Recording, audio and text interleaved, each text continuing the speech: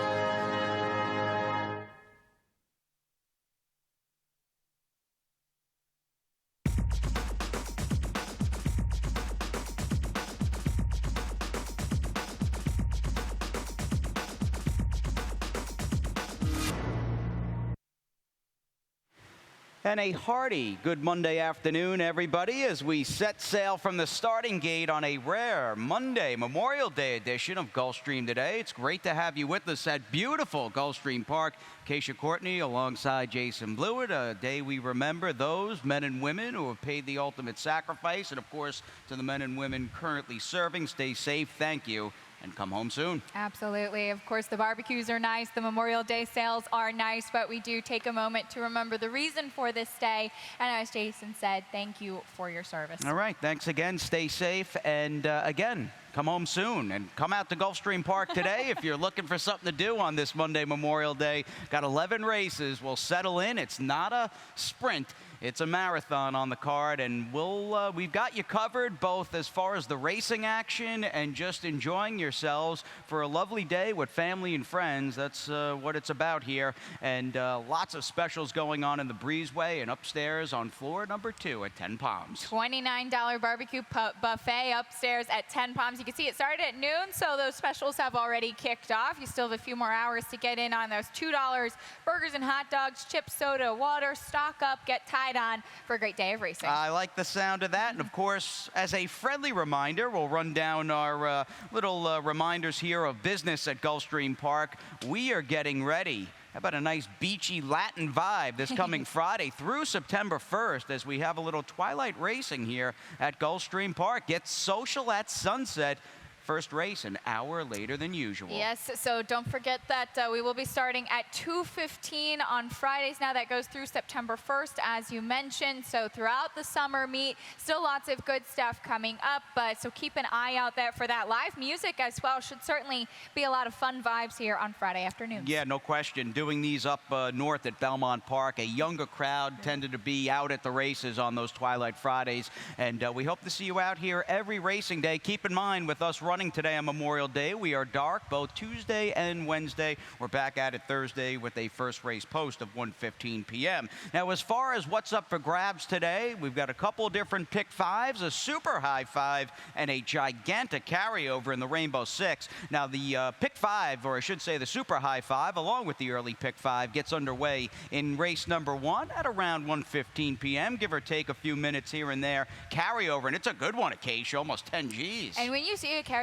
like that in the super high five, especially in that competitive first race we have here, that thing is going to be bet to start off the day. And the early pick five, you'll get a my ticket with the first race, our first of 7 grass races on the program this Monday, May the 29th. So a little early pick 5 play coming your way in a few moments here on Gulfstream today. And once again, that builds into the perfect crescendo. Race number 6, basically the middle portion of the card. We're just under, more or less, $500,000. And it was a lot of money coming into the pool yesterday. No singles heading into the final legs. We have that great carryover, just under $500,000, as you said. I'm sure it'd be very well bet today. And I think it's a good sequence. I think you can find a single if you have a strong opinion and maybe go deeper and find some value in some other legs. Yes, Todd Pletcher is running a number of horses. In fact, 4 horses in 3 consecutive races throughout that Monday Rainbow 6 sequence. He might be a single here and there. We'll talk about the races in a few moments as far as what's going on.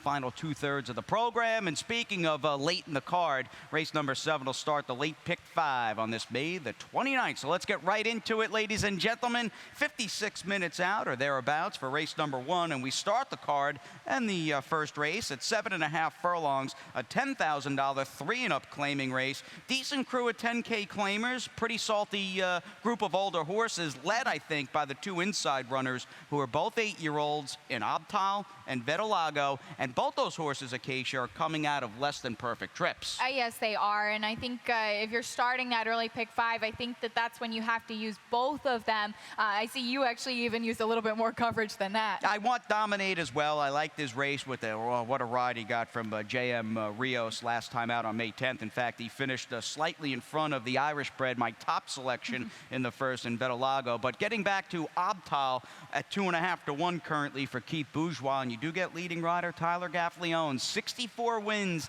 and counting here this spring and summer meet at GP for the native of Davie, Florida. And this is a horse who's coming out of a real deep $16,000 claimer, won by Amberjack, and kind of a weird race, and one we'll look at off the far turn, in which it was basically anyone's race, and he, of course, just didn't have that much comfortable room to really make his attack. No, he didn't. Unfortunately, he was faced with a wall of horses. You can see him as the number 6 right there, and he was actually pretty far back, and we're just going to freeze it right there, as I just want to kind of highlight all of these horses right there. There's literally going to be just a line in front of him, as we'll clear that. Looking for the maroon colors back there. He's unfortunately met with that wall of horses, so we'll let it roll from there.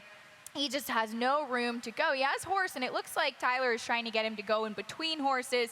Not there. Then he tries another spot. Then he has Amberjack closing on the outside, and then he gets his spot cut off again. So now he has all of these horses in front of him, and he did have some good follow-through, I thought, still. Yeah, he's coming out of a race that could certainly play out to be a very live one, whether you cashed a ticket or not, back on May the 11th, and he's just a major player. As is the 2 Vetalagos. Got quite a few things going on for him today. First off the claim for trainer Murat Sankao, and we like the job he did as far as 2020 hindsight goes, pulling off the upset first off the claim with Easy to Say in yesterday's featured 3rd race, the opening lead. So you've got a hot trainer potentially off the claim.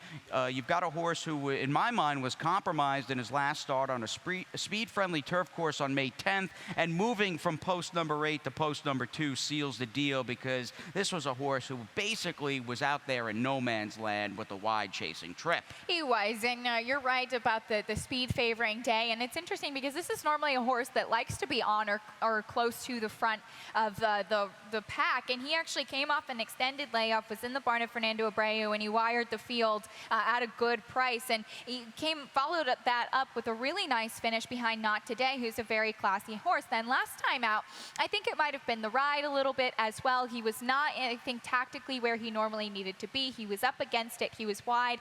And not to mention, I just wasn't enamored with that follow-through performance. Maybe, as you said, with a better post today, he'll improve. I still wanted to see one and see if he could rebound off of that. He will pick up Edgar Zayas, who's got 48 wins, second in the standings here. I think a major rider change and a switch in post. Vetalago for me, who's going to come down off that current 7 to 1. To the main track we go. Monday's 2nd race on the dirt, 1 mile the distance. These are 3-and-up filly mare, 12-5 maiden claimers. Field of 7 set to battle in the second half of today's early double.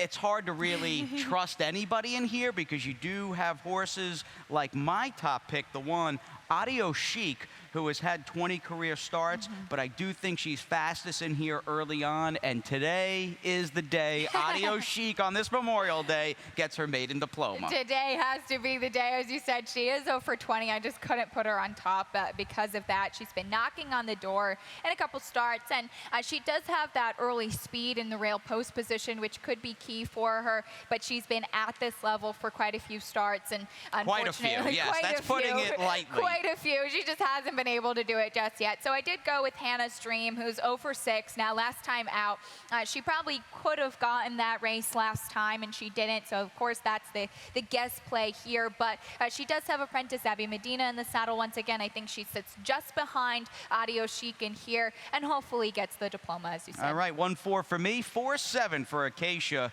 in Monday's second race. As we stay on the main, we'll shorten up a furlong to 7/8 of a mile, in fact, for the third race, a 3-and-up filly mare, $30,000 to $25,000 claimer. And in just talking about what's on tap today, kind of neglected to give out my pick 5. And if we could get that up, I don't know if it's too late in the show. My single in the sequence is the number 3 Indian Chaser. So yes, even though this is a little later than it was supposed to be, I still think it's worthwhile, because Indian Chaser brings that speed to the race, and I'm going to single her in a $36 play, where she looks like she's just in a spot where she's going to control for trainer Gerald Bennett. Yes, of course, and she is 3 for 3 at this distance. She has quite a bit of speed. I do see it technically as a class relief to what she faced last time out. She was against a lot tougher, I think, allowance company last time, and now she is in for the tag. She faced Eva London, who ran very well in stakes competition, closing on the outside behind an upset winner just a couple days ago. So I think that she's in a good spot in here, and plus, again, the fact that she really does love the 7/8, which is a quirky distance for some horse. Yeah, she can stay it. She's got a white-hot trainer in a corner, and Gerald Bennett's got a few horses on today's card, and I think she is going to be a big favorite. And again, a early pick 5 anchor for me, and I'm sure plenty of other people. We'll have Acacia's Rainbow 6 ticket coming up shortly, but for now, we'll get on the turf for race number 4. These are 3-and-up 12-5 maiden claimers. Now, a case of a number of horses on the program today who have had multiple chances and are going to be relatively short prices. Perhaps leading the charge in that category is Visky Jones, who's 0 for a dozen with 4 seconds and a third. He's got Miguel Vasquez riding, and he's coming out of yet another narrow loss in which he was under pretty much a 3 to 4 wide, very long drive, and just could not get to the winner, breaking the storm last time out at 9 to 5. Yeah, and I talked about an 0 for 20 horse before. We both did land on an 0 for 20 horse, but Visky Jones is 0 for 12, and we'll show that race here. He was the number 1 that day. And what I wanted to highlight is that I do think this race actually looks a little bit better on paper than it does visually. So there he is in the blue colors, and I'm just going to let it roll in here because he's the number 1 on the outside, and he's closing strongly. I did think he had a good closing kick in here. He really got beat, I think, a little bit more than just 3/4 of a length, and really breaking the storm. Was home, was pulling away from the field. Some nice follow through from Visky Jones, though, but he's really started to rack up those defeats. And then Il Nono was right behind him, had a pretty good ride, and essentially followed Visky Jones, and was just much like Visky Jones. Too late, not enough there. They are both vulnerable, and you and I should say, Acacia and myself, are taking the 8 cold as ice. I kind of stuttered there because I said, wow, does Acacia have cold as ice on top as well? 0 for 20 today, and go figure, on a day when it's about 90 degrees here in Hallandale Beach, we'll take cold as ice to finally break through.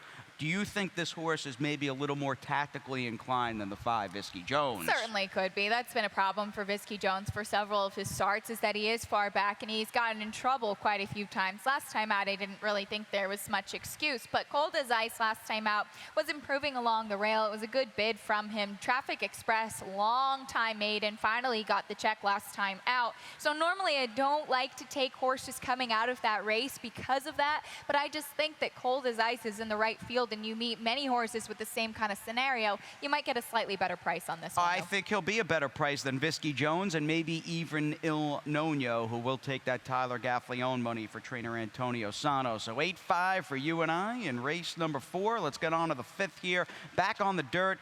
Field of 7 in this 6 furlong, 3-and-up filly mare, 12-5 claiming race. You could take out the 2. And by the way, our first scratch on the card, and there are very few scratches and changes. Of course, the voice of Gulfstream, Pete Aiello, will will be following Acacia and myself, following our show here in about 17 minutes, 18 minutes from now. But you can take out the number 2 from Rhea to Riches. What are you doing in race number 5? In fact, you've taken a horse who I don't like here, at least as far as the win in the 3 Dreaming of Asa. We'll hear why you like her, and then I'll say why I don't like her. All right, well, we'll go back and show that performance. Yes, this was on a sealed, sloppy track, winning first time out for Angel Rodriguez. And Dreaming of Aka, she was out in front there, and we'll let it roll.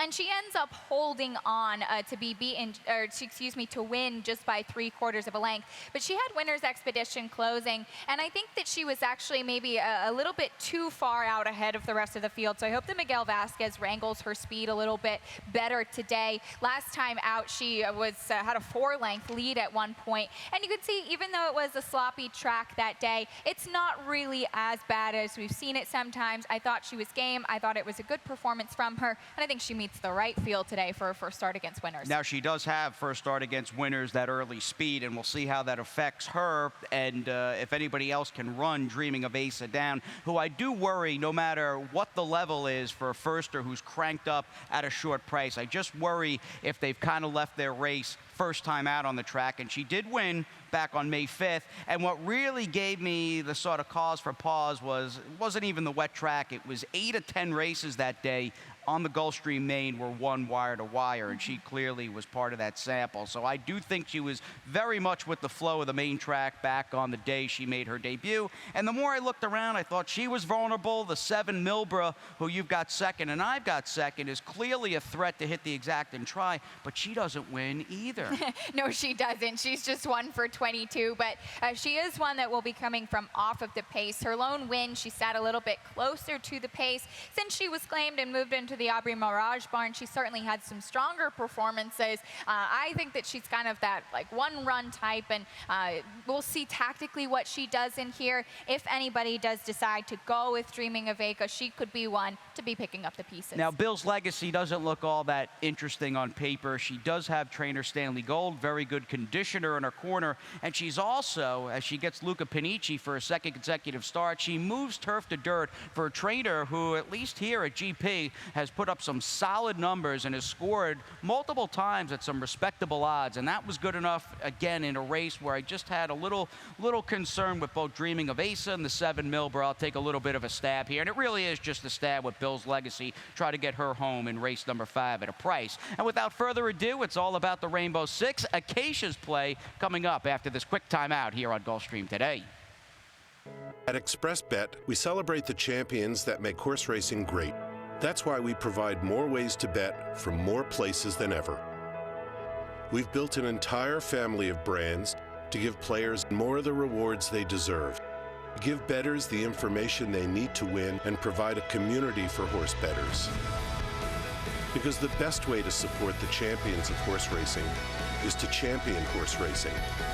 ExpressBet. We are racing.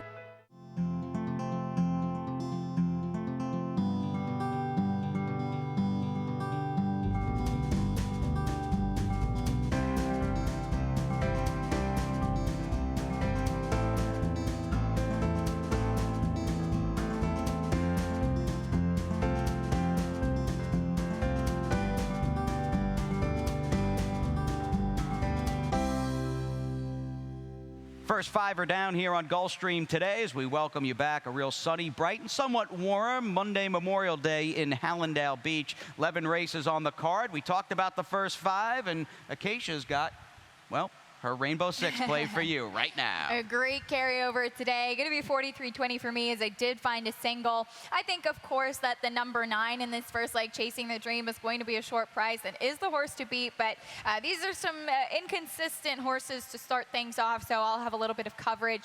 3 deep in the opener, 2 in the 7th in here. I do really like Modern Tale, but backing myself up with Songer. 3 by 3 using my single is going to be in the 10th. That's with Keystone to Victory. I just think that this is a horse that loves Gulfstream's turf course and is coming in off of a solid performance in Barbados, and then spreading in the finale with 4 horses, wanting some coverage again in there. 43-20 for me in the Rainbow Six. And it's a case where Mike Maker might just, along with Todd Pletcher, rack up multiple wins in this Monday Rainbow Six, because the Maker Barn, and even though there are some negatives on the 9 Chasing the Dream with the horse who has burned, I mean, he might be the #1 money burner on today's card. He has left quite a bit of chalk dust flying through the air with his 0-for-8 record, but again, dropping in for 20,000, it is now or never for him at a very short price. Yes, it is. And last time out, King Hood wired the field at 9 furlongs and actually really did take to the turf quite well. He gets a slight turn back in distance as well to the 1.1 today, but as you said, he really has burned some money. I think he has some natural speed too, so hopefully he'll employ that. Now, I had to use the number 4 Hangry in second. It's a cold try. Come on. That's my spirit animal, Hangry. So hopefully we get that cold try home in here. And you ought to see her. Speaking of her spirit animal, Hangry, at around 3:34 in the afternoon, we might have to come back with Hangry in all capital letters here for trader Joe Orsino. Gotta have some snacks. And Joe, well, I got to town. Joe was like 45%. I started picking him 3 weeks ago in just about every race he was running a horse, and now his percentage still a solid 26, but it's dipped down. But he's got a shot today, all kidding aside, with Cold as Ice, who's a professional maiden, and Hangry to get a maiden diploma with both horses. So 9-4-5. It's an easy game when you know how for Acacia and myself, and hopefully you in race number 6. On to the 7th on the card. Time for Monday's late pick 5. 2 turns, 7.5 furlongs on the grass. This one a $35,000 optional claimer. Is late pick 5 time. Put in a short ticket. Very modest play. Couple singles. Again, 2 in fact. One in race number 8 with the Firster Stainless for the Pletcher Barn. That horse is probably going to be a very short price just because. And again, Acacia singled the number 2 Keystone for Victory in race number 10. And I will do the same for trainer Mike Maker. A big class edge there. We'll go 2 deep in race number 7 using the number 3 Modern Tale and the 7 Songer, just like you did in your Rainbow Six. And in the case of the 3 Modern Tale, I like this horse quite a bit. And there's a whole cornucopia of angles going on. In fact, the BB today for race number 7, the Blewitz Bullets, show a gelding here, a 5-year-old who's a 3-time winner who just, I'm not sure if he got away from the bug rider last time. It was just way too much too soon with that bold backstretch run. Today he gets Misael Jaramillo in the irons. I like that. And again, you've got a horse who's won 3 times, all of them over the GP turf. Modern Tale writes his own story today in race number 7 for both you and me. I absolutely agree with you. And he was actually kind of squeezed back a bit at the start last time out. He looked pretty rank and unsettled at the back of the pack. Then, as you said, it was a mid-race move to come up towards the front of the field and then wasn't able to hold on to that. So I think Misael Jaramillo has a better hold on him today, and that could be the key for him. But the 7 Songer, he won impressively last time out. It did take a big drop in class for Todd Pletcher. You don't normally see him winning on the turf at the maiden $20,000 level, but he steps him back up to this stronger field in here today. Of course, a key scratch, I think, of Erasmo's Dream, and I think that he's has a little bit more faith in him after that performance last time out. Doesn't run him back for a claiming tag, and a good spot to try winners, but he's got a real rival and maybe just more talent in the corner, certainly more seasoning with the 3 Modern Tale. Let's move on to race number 8, Acacia. Always nice, no matter what day of the week it is, but especially on a rare Monday card, to have a 2-year-old filly maiden special weight. We've got one in race number 8. It'll start the late pick 4, and there is that finality hanging in the air fairly late in the program because we will have our last race on the dirt go as the 8th. You've got a field of 8, 6 firsters, 2 in here with experience, and of the ones that have run in 40 kilos and go astray, there's no arguing that go astray ran far better than 40 kilos back on May 10th. Certainly did, and we'll show that race on May 10th of Go Astray. He was the number 6. You can see him right there behind the pace setter. That was the number 1, Our Paper Chaser, a first-time starter for the Zadie Barn, and we'll let it roll from there in the blue cap. That was with Raul Mena. He gets Miguel Vasquez back aboard, who did ride him in his debut. This was also his first start with blinkers, and just wanted to show how game he was. He kept trying and trying to run down that leader. Unfortunately, looking at the horses physically, Our Paper Chaser just much more of a developed and more well-prepared, I think, horse on that day, but close down to the wire. And clearly you might be dealing with the filly in Go Astray, who's got seasoning on everybody in here, and also might fire her best shot 3rd time out, given the improvement that she showed from her first to her second start. She's also got plenty of foundation, you would think, to go the 5/8, as all these horses have to go the 5, including the 5 Stainless, who, as far as doing this show, few hours out from race number 8, you're almost inclined just to pick this horse because of the many obvious reasons. Absolutely. From the Todd Pletcher barn, Tyler Gaffleone going to be in the saddle as a $75,000 daughter of Flatter. And now looking just pedigree-wise, I actually like that this race is 5 furlongs versus the 4.5. I think that this is a filly that might want a little bit more distance and might be able to handle that 5 furlongs versus the 4.5 that we've been seeing. So I like that she does debut in this spot. And a Jack Oxley firster for Mark Casse in the 4 American Halo. Very much an Oxley pedigree. Monarchos is the sire. And a little Sky Mesa action on the bottom. Race number 9 on the card, and all turf pick 3. Late in the Monday program gets underway with this 7.5 furlong, 3-and-up filly mare, high price, non-win as a 1, optional claimer. And this will wrap up 4 horses in 3 consecutive races for the Pletcher barn. You've got Psalmody, who you like for the second spot for the Pletcher barn from post number 2 with Edgar Zayas, and they have the likely favorite, and I think she might be an underlaid favorite, but I still think, even that said, the 7 Sweet Ella has just raised her game so much. We're dealing with a better Sweet Ella than we were even last summer in upstate New York at Saratoga when I was watching her run. We certainly are, and she was a very good claiming racer, even a starter allowance horse, and when she did step up and face tougher competition back in February and March, I was a bit concerned by that. She did kind of fade a little bit against those really tough filly and mares in there, but I think that she has improved herself. She got an 80 Beyer speed figure last time out, finishing second behind Vendita, who at the time was just in exceptional form, winning races back to back to back. She has some tactical ability. She can sit just off the pace, and I do think there'll be plenty of speed, especially to her inside, directly to her inside with Lover's Key and Princess Victoria. So I think this is a race that really could set up for her as well. And again, not only do you have the 2 current Todds, you've got a former Pletcher runner in the 1 Chiquita, who was picked up for a quarter last time out, $25K via the claim box by trainer Antonio Sano. Very good trainer and one of the best stories and one of our favorites throughout the Kentucky Derby and Preakness run and run up through the Triple Crown this year with Gunnevera. Little cautionary tale, though, and maybe it's no surprise at all that Todd Pletcher is a very tough operation. His barn won, very tough to claim off, and especially improve horses. It's a pretty big sample, a 200 horse sample, 200 starter sample, with only 29 of those horses winning for, a percentage of 14, and even the in the money percentage is fairly low at 38%. When you consider basically any horse that's being claimed, for the most part, is a horse that's going to be in like sharp, razor sharp form. So I think negative there with the 1 Chiquita. We'll see what Antonio Sano can do from that inside post. And Antonio Sano in his own right is a very good first off the claim trainer, and on the turf he wins at about 19% and is a positive ROI. But this is a horse that's had some troubled form in her last couple of starts,